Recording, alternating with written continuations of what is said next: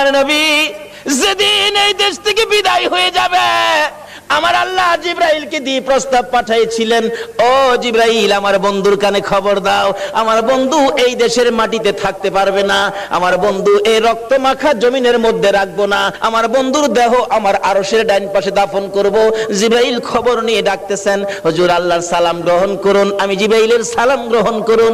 আল্লাহর নবী গো, আপনার দেহ মোবারক আল্লাহর আরশের ডাইন পাশে দাফন হবে, আপনি খুশির সহিত কবুল করুন।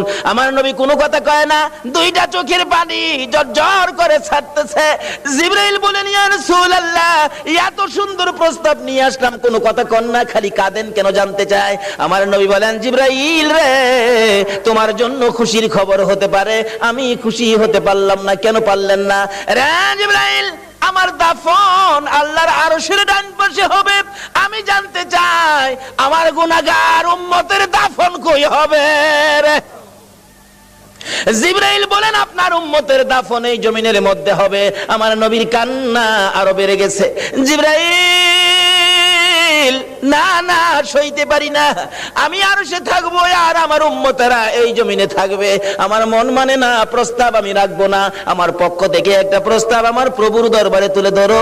জিবরাইল রে, আমার গুনাহগার এতিম উম্মতেরা যেই জমিনে থাকবে, আমি নবী আরশে যাব না রে, আমি আমার গুনাহগার উম্মতের পাশে সেই জমিনের মধ্যে শুয়ে থাকবো।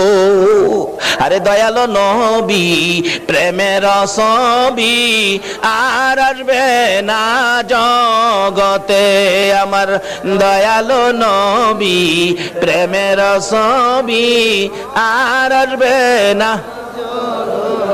হাসর দিনে উম্মত বিনে, হাসর দিনে উম্মত বিনে যাবে না নবীজি বেহেশতে।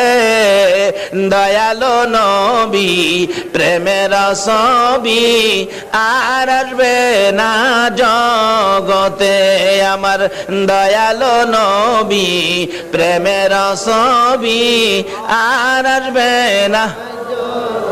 63 সাল জিন্দেগি কাটছে বলে উম্মতি, 63 সাল জিন্দেগি কাটছে বলে, এখনো কান্দে শুয়ে মদিনাতে নবী, এখনো কান্দে শুয়ে মদিনাতে।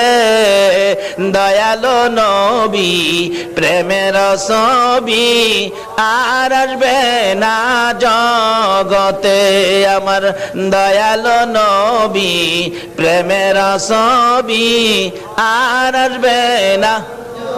বাবারা ভাইরা, এই নবীকে চিরানোর জন্য আল্লাহ যে কত কিসিমের সিস্টেম করেছে দেখছেন। নিজের নাম রাব্বুল আলামিন, বন্ধুর নাম রাহমাতাল লিল আলামিন, নিজের নাম লা ইলাহা ইল্লাল্লাহ, বন্ধুর নাম মুহাম্মাদুর রাসূলুল্লাহ, নিজের নামে 12 অক্ষর।